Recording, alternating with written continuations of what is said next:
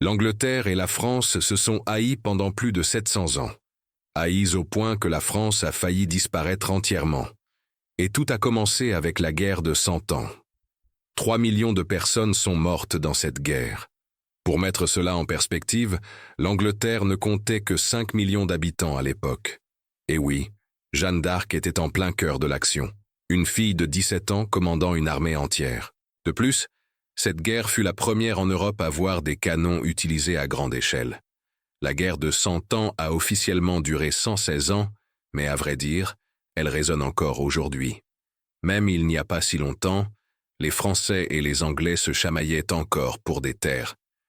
Quand je préparais cet épisode, ma tête a failli exploser du simple nombre d'événements, de dates et de personnages. Mais j'ai tout démêlé, et je vous promets qu'il n'y a pas de guide plus simple et plus clair de cette histoire que ce que vous êtes sur le point de voir. Aujourd'hui, je vais vous montrer comment une simple dispute pour un trône s'est transformée en une guerre interminable, et comment cette guerre a donné naissance à deux des premières vraies nations d'Europe, les Anglais et les Français. Je vais vous raconter l'histoire de la guerre de 100 ans, donnant vie à chaque rebondissement, bataille et héros, comme si tout s'était passé hier. Comment tout a commencé? La guerre de 100 ans n'est pas apparue de nulle part. Elle a été mise en mouvement 250 ans avant même de commencer. Et tout a commencé avec un événement. En 1066, le duc de Normandie, Guillaume le Conquérant, traversa la Manche et s'empara de l'Angleterre. Il devint roi. Mais voici le rebondissement. Même après avoir conquis l'Angleterre, Guillaume resta duc de Normandie. Techniquement, cela signifiait qu'il devait fidélité au roi de France. Guillaume s'en moquait. À l'époque, les rois n'étaient pas tout-puissants. Leur duc était souvent plus riche, plus fort et plus indépendant. Prêter serment de fidélité était une chose. Faire ce qu'il voulait en était une autre. Résultat, l'Angleterre perdut au profit d'un duc français, mais gagna la Normandie, un morceau de terre française. 100 ans plus tard, les choses devinrent plus compliquées. Un nouveau duc contrôlant la majeure partie de la France n'avait pas de fils. Son héritage passa à sa fille Aliénor d'Aquitaine. Soudain, elle possédait la moitié de la France. Finalement, Aliénor épousa le roi de France Louis VII. Ils eurent quelques enfants, toutes des filles. Et selon les lois de l'époque, les couronnes ne peuvent passer que de père en fils. Alors le mariage prit fin. Aliénor garda ses terres. Louis garda les siennes. Plus tard, Aliénor se remaria, cette fois avec le duc de Normandie et héritier du trône d'Angleterre, Henri II. 2 ans plus tard, Henri devint roi et toutes les terres d'Aliénor devinrent automatiquement anglaises. C'étaient les régions les plus riches de France, vignobles, ports vitaux, champs fertiles. Louis VII n'était compréhensiblement pas content. Il tenta de les reprendre par la force. Au moment où la guerre de 100 ans commença officiellement 150 ans plus tard, l'Angleterre et la France s'étaient déjà livré 13 guerres séparées. Finalement, l'Angleterre perdit presque toutes ses terres françaises, ne gardant que le duché de Gascogne avec Bordeaux comme capitale. Alors et maintenant, Bordeaux produit certains des meilleurs vins du monde. L'Angleterre contrôlait le commerce du vin et en tirait plus d'argent que du reste de l'Angleterre combinée. Les habitants de Bordeaux accueillaient les Anglais, car les deux parties s'enrichissaient grâce au commerce. Alors quand les rois français tentaient de récupérer la terre, ils faisaient face à la résistance des Anglais et des locaux. Pour affaiblir cette résistance, les Français s'allièrent avec l'Écosse. Les Écossais combattaient l'Angleterre depuis des années maintenant. Avec l'argent et les armes français, ils intensifièrent les attaques sur le nord de l'Angleterre. Pour les Anglais, c'était un problème. Alors ils trouvèrent un allié aussi, la Flandre, aujourd'hui partie de la Belgique et des Pays-Bas. Les villes flamandes produisaient des textiles de haute qualité vendus dans toute l'Europe. Pour fabriquer ces tissus, ils avaient besoin de laine d'Angleterre. Même si la Flandre répondait techniquement au roi de France, les habitants penchaient plus vers l'Angleterre, car leur commerce en dépendait. Finalement, le roi de France remarqua et interdit à la Flandre de commercer avec l'Angleterre. La Flandre obéit, mais la tension était installée. Comme vous pouvez le voir, l'Angleterre et la France étaient ennemies depuis des années, chacune cherchant des alliés, construisant des armées, se préparant à la guerre. Et maintenant l'étincelle finale apparaît. En 1328, le roi de France Charles IV meurt. Pas de fils. Ses filles ne peuvent hériter du trône. La couronne doit aller à un proche parent. Ce parent, Édouard III, roi d'Angleterre. Mais les nobles français ont d'autres plans. Ils refusent qu'un roi anglais gouverne la France. Alors ils couronnent un autre prétendant, Philippe VI de Valois. Ils déclarent que l'Angleterre n'a aucun droit sur la Gascogne. C'est tout ce dont Édouard a besoin. Il déclare la guerre. C'est risqué. La France est 5 fois plus grande avec 15 millions d'habitants. L'Angleterre n'en a que 5 millions. Moins de gens égale moins de recettes fiscales pour l'armée. L'Angleterre manque de fonds pour une grande guerre. Édouard emprunte aux banquiers italiens de Florence et Venise à des taux d'intérêt élevés. Son espoir, gagner, piller la France, payer la dette. Il rassemble une armée. En 1337, il débarque en Flandre. Les locaux le saluent comme un libérateur. De là, son armée de 12 000 hommes pousse en France en utilisant des tactiques de chevauchée. Raid, pillage, brûle et recule. Les Anglais n'apportent pas de provisions. Ils vivaient sur le terrain. Les paysans français fuient vers le sud où Philippe VI assemble lentement son armée. Et lente elle l'est. Aucune armée française permanente n'existe encore. Le roi appelle ses vassaux qui appellent les leurs. Des mois passent. Finalement, Philippe rassemble 20 000 troupes et marche vers Édouard. Des mois plus tard, les armées se rencontrent. Mais la bataille n'a pas commencé. Les Français prennent les hauteurs, attendant. Ils savent que leurs nombres sont supérieurs. Édouard doute de la victoire. Ses fonds sont partis. Aucun château majeur capturé. Les Anglais refusent d'attaquer. Ils reculent les mains vides. Les banquiers italiens exigent le remboursement, mais le trésor d'Édouard est vide. Une option reste, augmenter les impôts. Pourtant, les fonds sont insuffisants. Édouard sait qu'il doit retourner en France, capturer une ville ou un port. Les espions français ont vent du plan et prévoient d'intercepter en mer. Ils bloquent le débarquement à l'Écluse. La marine anglaise est faible, principalement des navires de pêche ou marchands pris à la population. Pourtant, Édouard ordonne une percée. En juin 1340, la bataille commence. Les archers anglais tirent à distance. Les marins français, légèrement blindés, font face à des chevaliers anglais lourdement blindés. En combat rapproché, les Français sont détruits. Les renforts flamands frappent depuis l'arrière, mettant les Français en déroute. La France perd presque toute sa flotte, 190 navires. L'Angleterre contrôle maintenant le canal, libre de déplacer les troupes. Chevauchant l'élan, Édouard décide qu'il peut revendiquer la couronne française. Le 26 septembre 1340, Édouard III se déclare roi d'Angleterre et de France. Après cela, les Anglais pillent le nord de la France, passant de ville en ville. La conquête totale est impossible. L'Angleterre manque de main-d'œuvre et de machines de siège. Philippe VI exploite ce délai, convainquant l'Écosse d'attaquer l'Angleterre, sauvant la France. Édouard se précipite chez lui pour défendre ses terres, encore une fois les mains vides. L'Angleterre signe une trêve de 5 ans juste pour gagner du temps. La trêve se termine en 1346. L'Angleterre prévoit de reprendre la guerre, mais a besoin d'argent. Édouard effraie la population, prétendant que la France prépare une attaque. Les Anglais le croient, levant des fonds. Les banquiers italiens restent impayés. Édouard fait face à la faillite. Sujets en colère, réputation ruinée, jusqu'à ce qu'il élabore un plan astucieux. Il répand des rumeurs d'un débarquement dans le sud de la Gascogne. Philippe le croit, envoyant une grande armée au sud, mais les Anglais débarquent au nord où personne ne les attend. Ils s'emparent de la ville chargée de trésors. Édouard peut maintenant payer son armée, régler les dettes. Grisés par la victoire, les Anglais marchent vers Paris.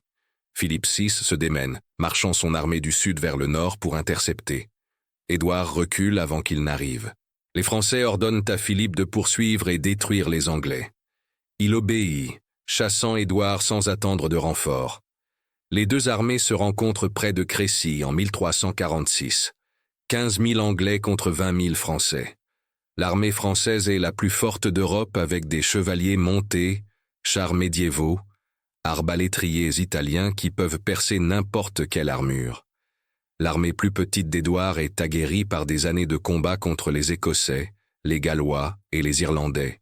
Édouard ordonne aux chevaliers de descendre de leurs chevaux, formant une ligne défensive sur une colline. À pas pour les Français. Ils creusent des fosses et flanquent avec des archers. Les Français méprisent les archers. Tandis qu'en Angleterre, chaque garçon apprend l'arc dès l'âge de 7 ans. La bataille commence. Les arbalétriers français approchent. La pluie transforme le sol en boue. Les arbalètes font long feu. Les carreaux tombent courts. Les volées d'archers anglais sont justes, forçant les arbalétriers à fuir. Les chevaliers français chargent, piétinant leurs propres hommes. Les flèches frappent à nouveau. Les archers anglais tirent 6 fois par minute. Des milliers d'entre eux. Une tempête de flèches fait tomber les chevaliers français de leurs chevaux. Certains atteignent les lignes anglaises, mais les chevaliers les abattent. Le commandement français s'effondre. Les attaques échouent 16 fois. La bataille fait rage jusqu'à la nuit. Philippe VI ordonne la retraite, perdant 15 000 hommes. L'Angleterre gagne de manière décisive. Après la victoire à Crécy, Édouard III ne se précipite pas directement vers Paris. Au lieu de cela, il retourne au nord. Il sait une chose. Son armée n'est pas assez forte pour prendre toute la capitale, et elle a besoin de renforts. Pour les obtenir, le roi d'Angleterre jette son dévolu sur la ville côtière de Calais, un port majeur parfait pour envoyer troupes et provisions en France. En août 1347, Calais tombe et Édouard la transforme en base militaire, un tremplin pour des attaques à travers le pays. De retour en Angleterre, cependant, le désastre frappe. Une peste se propage comme un feu de forêt, la peste noire. En quelques années, elle anéantit un tiers de la population européenne. Les rois signent trêve après trêve et se retirent derrière les murs des châteaux. Calais reste aux mains anglaises, les combats cessent principalement. Mais sur la péninsule de Bretagne, la guerre fait rage pour le titre ducal. L'Angleterre soutient un candidat, la France l'autre. Donc même avec la trêve, les combats continuent, juste ailleurs. Et cela mène à des batailles inhabituelles comme la bataille des 30. À un moment donné, les armées françaises et anglaises s'ennuient un peu et décident d'organiser un tournoi nocturne. Mais ce ne sont pas vos joutes habituelles. 30 chevaliers anglais affrontent 30 chevaliers français. Juges, médecins et spectateurs observent de près. La règle est simple et brutale. Le camp qui perd le plus d'hommes perd. 8 heures de combat implacables suivent. À la fin, les Français triomphent 24-2. Pendant ce temps, la peste recule, mais non sans avoir tué le roi Philippe VI de France. En 1350, son fils monte sur le trône, Jean II le Bon. Le trésor est vide, et les raids anglais continuent de frapper les villages à travers le pays. Édouard III hésite encore à revenir avec une armée complète. Au lieu de cela, il perfectionne ses tactiques de chevauchée. De petites bandes de 1000 chevaliers sèment la peur dans le nord et le sud de la France. Ils prennent ce qu'ils peuvent et brûlent le reste. L'objectif d'Édouard: montrer aux Français que leur roi est faible, qu'il ne peut protéger son peuple. Jean II se retrouve soudainement avec de nouveaux ennemis, se ralliant autour de Charles le Mauvais. Régnant sur le petit royaume de Navarre, Charles hérita de terres dans le nord de la France de sa mère et passe une grande partie de son temps là-bas. Parent éloigné du roi, il rêve du trône français. Un jour, il entre en conflit avec l'un des principaux commandants de Jean II et ordonne de le tuer. Quand le commandant meurt, Charles ne cache même pas son implication. Jean II riposte, attaquant les terres de Charles. Charles le Mauvais se démène pour survivre. Il conclut un accord avec Édouard III, ouvrant ses ports à l'armée anglaise. Le roi de France panique et jure de ne pas le punir s'il rompt l'accord. Charles accepte. Mais Charles trahit Édouard III et retourne vers la France tout en complotant secrètement pour renverser le roi français. Quand ce complot est découvert, il est jeté en prison. Édouard III ne peut toujours pas déployer son armée complète en France. En plus de cela, l'Écosse attaque à nouveau l'Angleterre. Il envoie seulement une petite force dirigée par son fils, également nommé Édouard. Il passe à l'histoire comme le prince noir. À seulement 25 ans, il s'est déjà prouvé à Crécy. Maintenant son père lui confie la direction de la chevauchée. Pendant que Jean II lève son armée, les forces du prince noir pillent 20 villes. Avec seulement 7000 hommes, l'armée du prince noir fait face à une nouvelle menace. Les Français rassemblent finalement leurs forces, et les Anglais commencent à reculer. Mais l'évasion n'est pas facile. Les Français rattrapent près de Poitiers. À ce moment-là, l'armée du Prince Noir est épuisée. Nourriture et eau sont partis. Les Anglais sont prêts à se rendre. Le Prince Noir offre un marché. Rendez tout ce que vous avez pris et nous partons libres. Mais le roi Jean II refuse. La scène est plantée. La bataille commence. Les Français ont appris de leurs erreurs passées. Cette fois, la plupart des chevaliers descendent de cheval. Ceux qui restent à cheval protègent leurs chevaux avec du plaquage métallique.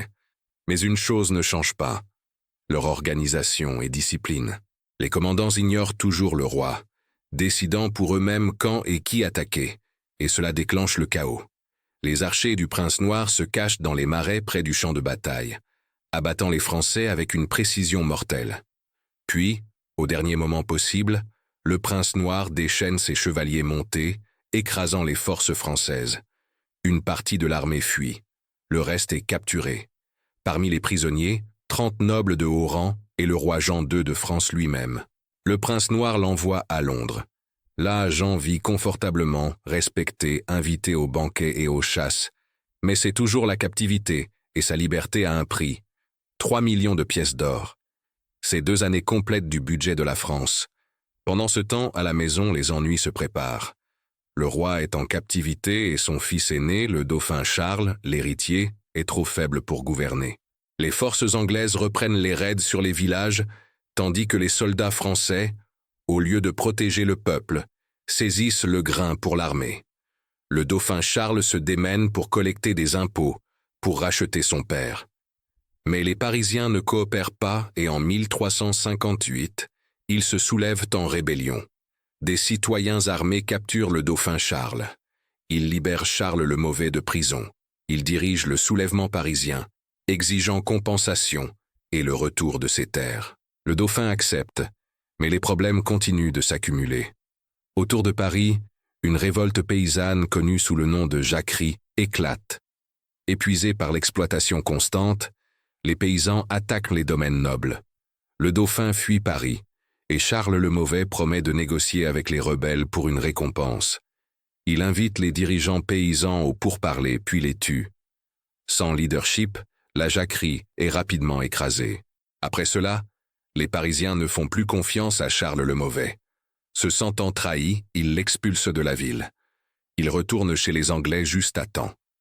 Pendant ce temps, Édouard III et Jean II signent un traité à Londres, visant à enfin mettre fin à la guerre. Sous ce traité, l'Angleterre gagne la moitié de la France et reçoit compensation. Édouard III renonce aux revendications sur la couronne française et libérera Jean II. Mais Paris rejette les termes. Le dauphin Charles rallie les Français à combattre non pour leur roi, mais pour la France elle-même. À ce moment, la nation française commence à prendre forme. Quand Édouard III apprend que les Français n'accepteront pas ces termes, il lève une armée et marche sur Paris. En bataille ouverte, les Anglais sont imbattables.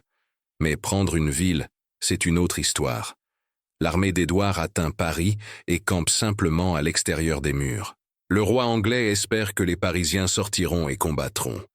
Mais le dauphin Charles sait que les Anglais ne peuvent prendre d'assaut la ville. Alors il attend. Édouard s'attarde 2 semaines, puis recule pour piller la campagne. Mais les ennuis trouvent bientôt les Anglais. Les soldats tombent malades pendant la longue marche. L'automne apporte le froid, la pluie implacable et la boue qui avale les chevaux. Un jour, une tempête de grêle massive frappe, la foudre déchirant les rangs, mutilant les soldats. Édouard perd 1000 hommes et 6000 chevaux. Les Anglais y voient une punition divine et le roi accepte d'adoucir ses demandes et de faire la paix. En 1360, l'accord est scellé. L'Angleterre prend un tiers des terres françaises. La rançon du roi est réduite et Édouard abandonne la revendication sur le trône français. Le dauphin Charles se réconcilie avec Charles le Mauvais, restaurant sa revendication sur les terres françaises. Le roi Jean II rentre finalement chez lui, mais il ne peut lever sa rançon. Alors, il retourne volontairement en captivité, où il meurt en 1364. Son fils devient le nouveau roi Charles V. Il hérite d'une France pillée, humiliée et dévastée par la peste. Charles V, le sage, sait que l'Angleterre n'a pas fini. Ils reviendront, visant à prendre chaque pouce de ses terres. Alors il fait un mouvement audacieux. Il renforce son armée.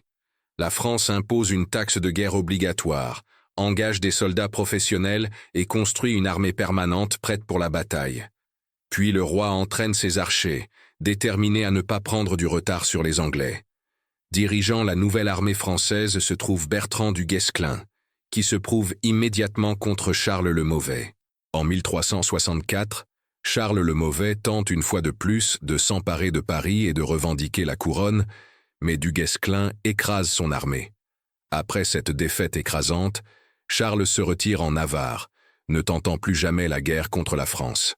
Pendant ce temps, un nouveau front s'ouvre dans la guerre de 100 ans. La Castille, l'Espagne moderne, où une bataille pour le trône fait rage. La France et l'Angleterre s'y impliquent à nouveau, soutenant des prétendants rivaux. Charles V envoie du Guesclin avec son armée, tandis que l'Angleterre envoie le Prince Noir. Le Prince Noir gagne en Castille. L'Angleterre place leur homme sur le trône pour qu'il les trahisse, refusant de payer pour leur aide. Le Prince Noir est coincé. Il retourne en Gascogne incapable de payer son armée. La seule option restante, augmenter les impôts. Mais les locaux se révoltent avec l'aide française. Il n'a pas d'autre choix que de retourner à Londres. Et en Castille, il tombe malade et ne peut plus commander ses troupes. Voyant une opportunité, le roi français frappe. En 1369, la guerre reprend. Du Guesclin change de tactique. Plus de grandes batailles rangées. Au lieu de cela, attaque surprise, raid sur les détachements et lignes d'approvisionnement anglais, usant l'ennemi. Avec des alliés castillans, les Français écrasent la flotte anglaise et pillent la côte anglaise. Édouard III répond avec des raids de chevauchés, mais du Guesclin trouve des moyens de les contrer même. Les villageois reçoivent l'ordre de brûler leurs maisons, détruire la nourriture et se cacher derrière les murs du château, ne laissant rien aux Anglais à piller. En 1376, du Guesclin avait reconquis presque toutes les terres perdues de la France, sans jamais livrer une seule grande bataille. Cette même année, le Prince Noir meurt de maladie. Édouard III est trop vieux pour combattre. Et un an plus tard, il meurt aussi. Le trône passe au fils du Prince Noir, Édouard II, qui fait immédiatement face à des ennuis avec l'Écosse et un soulèvement paysan. L'Angleterre met la guerre avec la France en pause pendant plusieurs années, d'autant plus que la France fait face à ses propres problèmes. En 1380, le grand commandant Bertrand du Guesclin meurt après avoir bu de l'eau froide dans la chaleur de l'été. 2 mois plus tard, le roi français meurt. Son successeur, Charles VI, 12 ans, le fou. Trop jeune pour gouverner, ses oncles gouvernent à sa place. Seulement en 1388, Charles VI prend le contrôle total, soutenu par les militaires et la noblesse. La France semble prête pour la prospérité. Un jeune roi sur le trône, l'Angleterre n'est plus une menace, et le pays se reconstruit. Mais à l'été 1392, pendant une canicule torride, l'armée française marche. Comme toujours, le roi est flanqué de ses chevaliers. L'un s'endort en selle, tombe de son cheval et entraîne un chevalier voisin. Le roi de 23 ans saisit son épée et, criant trahison, attaque ses propres gardes. En étant maîtrisé, Charles VI tue plusieurs hommes. Des comportements étranges avaient été remarqués avant. Grimaces soudaines, accès de rage, puis calme, comme si rien ne s'était passé. Un jour à Paris, lors d'un bal masqué, le roi et 5 courtisans s'habillent en sauvages. Leur costume fait de lin et de fibres de chanvre imite la fourrure animale. Quelqu'un approche accidentellement une torche trop près. Les costumes s'enflamment. 4 courtisans meurent, mais le roi est sauvé par une jeune duchesse qui étouffe les flammes avec sa robe. Après une fête sauvage et chaotique, Charles VI perd complètement la raison. Parfois, il est convaincu d'être fait de verre, alors il commence à errer en armure, juste au cas où il tomberait et se briserait. Des jours passent sans qu'il se baigne. Il se souille, danse nu et attaque ses propres serviteurs. Sa femme, Isabeau de Bavière, fuit finalement le palais. Charles ne peut plus la reconnaître. De temps en temps, elle prend même le contrôle du pays à sa place. Occasionnellement, sa raison revient, mais année après année, sa folie ne fait que s'approfondir. Et bien sûr, Les parents de Charles, oncles et cousins, exploitent ce chaos. Ils commencent à se battre pour le pouvoir, chacun essayant de saisir autant de terres et d'influences que possible. Cela déclenche une guerre civile en France. Deux familles nobles s'affrontent, les Bourguignons et les Armagnacs. Chacun veut manipuler le roi pour son propre gain. Quand Charles est lucide, il le force à signer des terres et des titres. Et quand il retombe dans sa folie, ils se retournent les uns contre les autres. En plus de cela, les deux familles essaient de forger des alliances avec l'Angleterre, espérant un soutien dans la guerre civile. Mais l'Angleterre ne se précipite pas exactement pour aider. Richard II, fils du prince noir, ne veut pas combattre avec la France. Alors en 1396, il signe un traité de paix. Cela irrite la noblesse anglaise et l'autorité du roi commence à s'effriter. Quelques années plus tard, son oncle Jean de Gand meurt, un homme qui avait toujours soutenu Richard avec troupes et argent. Richard ne le remercie jamais. Il saisit simplement toutes les terres de Jean pour lui-même. Mais le fils de Jean, Henri, refuse d'accepter cela. Il soulève une rébellion contre le roi. En 1399, Richard II est renversé et Henri devient le nouveau roi, Henri IV. Une nouvelle dynastie, les Lancastre, prend le trône anglais. Juste au moment où Henri IV commence à penser à la guerre avec la France, un autre soulèvement éclate au pays de Galles. Les locaux se rebellent suite à des récoltes ratées, la famine et des impôts écrasants.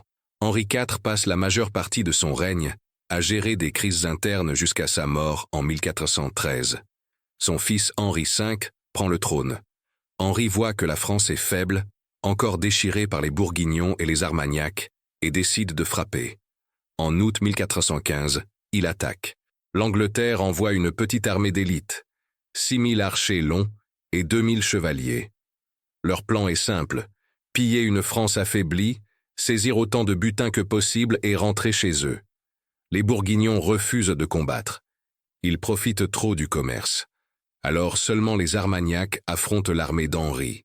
Ils se rencontrent près de la ville d'Azincourt, et les Français surpassent les Anglais plusieurs fois.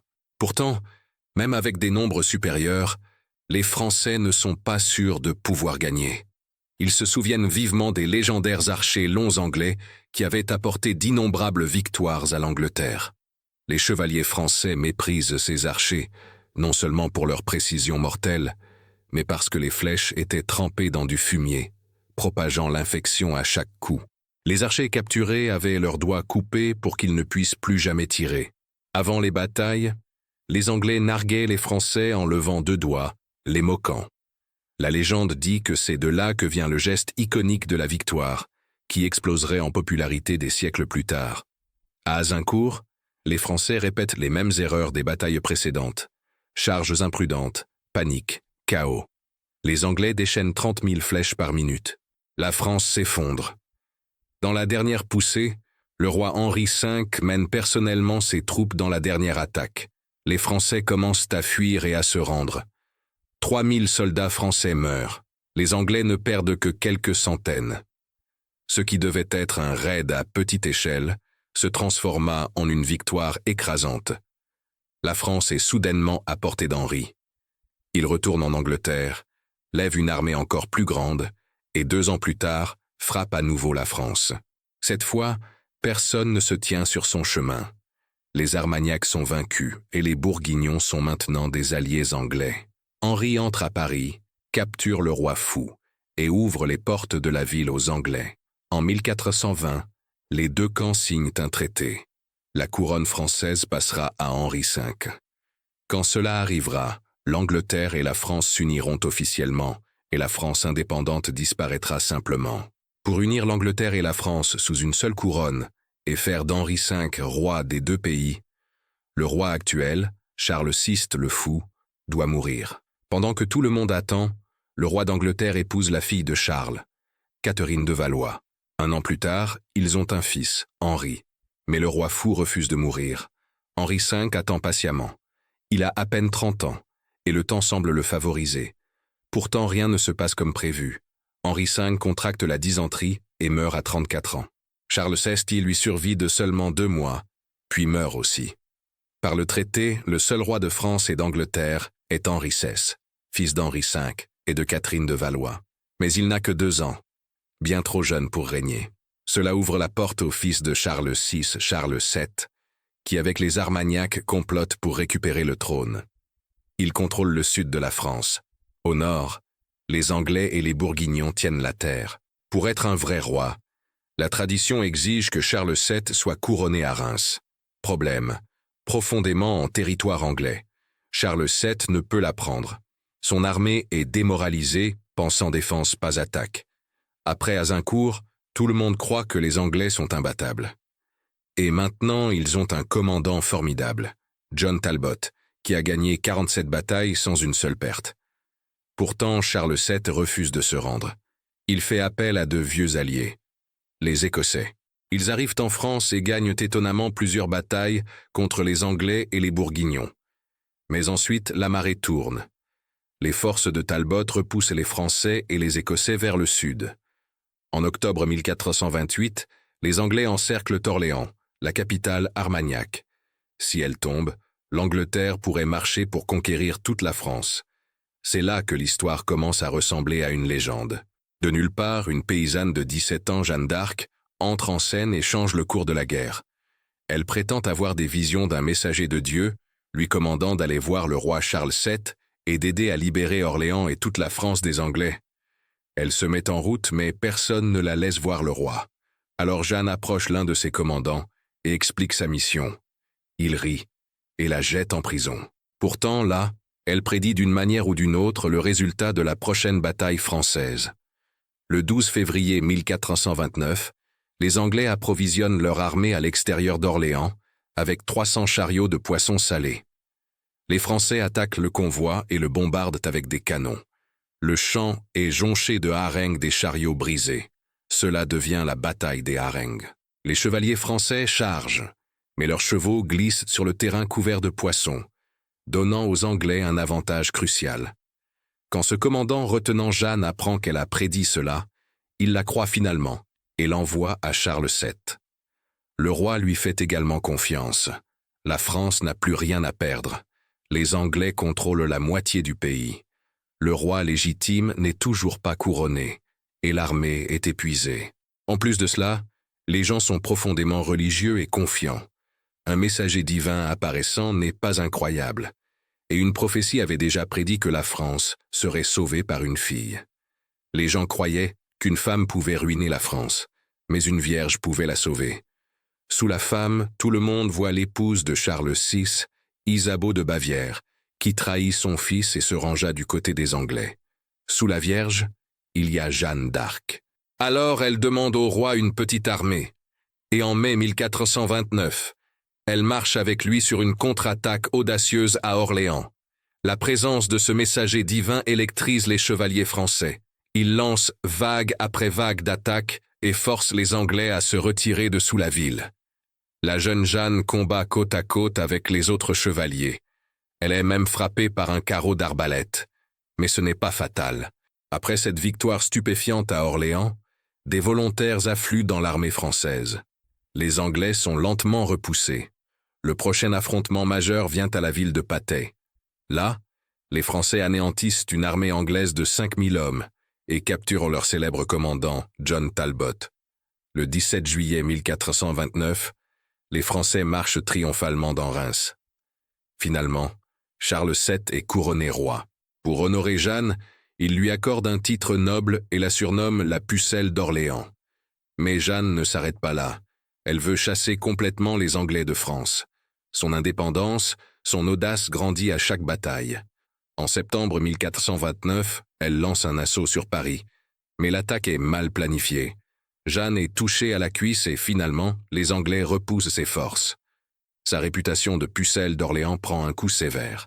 À la fin de l'année, elle n'a livré aucune victoire majeure pour la France. Au printemps 1430, Jeanne, avec quelques centaines de volontaires, se dirige vers la forteresse de Compiègne, assiégée par les Bourguignons. Là, elle est vaincue et capturée. Jeanne tente de s'échapper 2 fois, mais échoue. Finalement, les Bourguignons la vendent aux Anglais. En janvier 1431, à Rouen, Jeanne fait face à un procès. Elle est qualifiée de sorcière et accusée de porter des vêtements d'homme. Le tribunal ecclésiastique la remet aux autorités de la ville qui la brûle sur le bûcher le 30 mai 1431.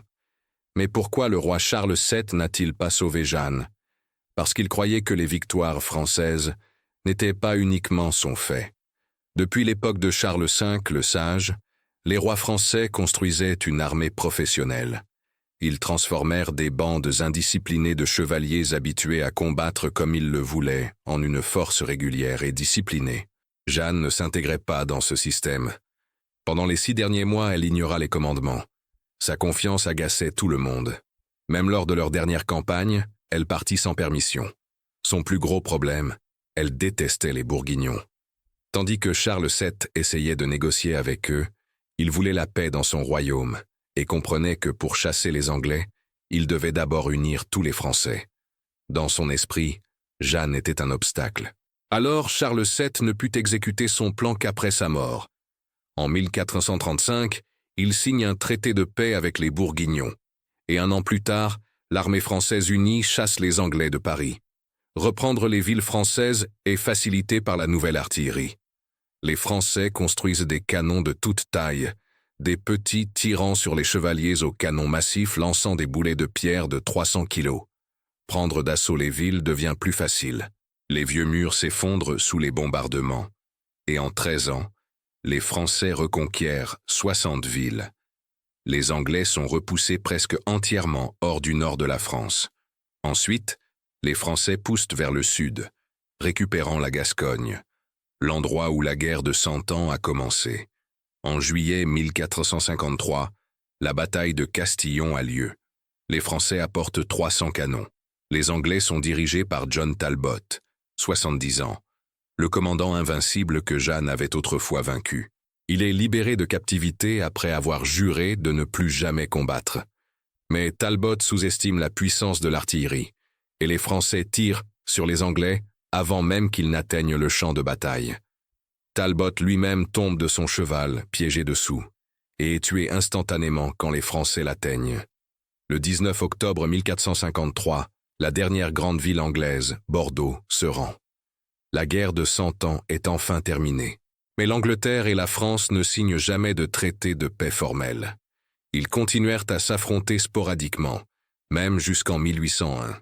Les rois anglais revendiquaient encore la couronne française. Quoi qu'il en soit, les Anglais ne récupérèrent jamais les terres françaises. Le roi Henri VI d'Angleterre prend la défaite durement et un jour perd simplement la raison, tout comme son grand-père Charles VI. Cela déclenche la guerre civile d'Angleterre entre les Lancastre et les York, plus tard appelée la guerre des Roses. La seule prise anglaise en France est Calais, capturée par Édouard III. Les Français ne la récupèrent qu'en 1558, plus de 100 ans après la fin de la guerre de 100 ans. Donc techniquement, cette guerre pourrait être appelée guerre de 200 ans. Et si vous comptez depuis l'invasion de l'Angleterre par Guillaume le Conquérant, elle s'étend sur 500 ans. Les Français et les Anglais étaient constamment en guerre. Mais pendant la guerre de 100 ans, ils combattaient pour leur nation. Avant, les gens s'identifiaient aux régions, Gascons, Parisiens, Londoniens. Maintenant, ils se voient comme Français ou Anglais. Durant cette période, l'anglais gagne une réelle importance en tant que langue. Avant la guerre, l'élite parlait français, et maintenant tout le monde le reconnaît comme la langue de l'ennemi. L'Angleterre et la France continuent à s'affronter jusqu'au milieu du XXe siècle. La dernière fois est lors de la Seconde Guerre mondiale, quand la Grande-Bretagne combat le dictateur français Philippe Pétain, un collaborateur nazi. Seulement en 1949, quand les deux pays rejoignent l'OTAN, cette rivalité séculaire prend effectivement fin, et même alors, pas entièrement. Aujourd'hui, la Grande-Bretagne contrôle toujours les îles anglo-normandes, anciennes terres françaises que la France n'a jamais récupérées après la guerre de 100 ans. Dans la seconde moitié du XXe siècle, les tensions s'enflamment alors que du pétrole et du gaz sont découverts à proximité. La France veut les îles de retour, mais l'ONU se range du côté de la Grande-Bretagne, qui les détient depuis 1000 ans. Les nationalistes français y débarquent même plusieurs fois pour planter leur drapeau. Les Britanniques le retirent promptement. Il y a quelques années seulement, après le Brexit, les pêcheurs français ont été interdits de pêcher là-bas, déclenchant des menaces de bloquer les ports britanniques et de couper l'électricité aux îles depuis la France. Ce différend est l'écho final de la guerre de 100 ans.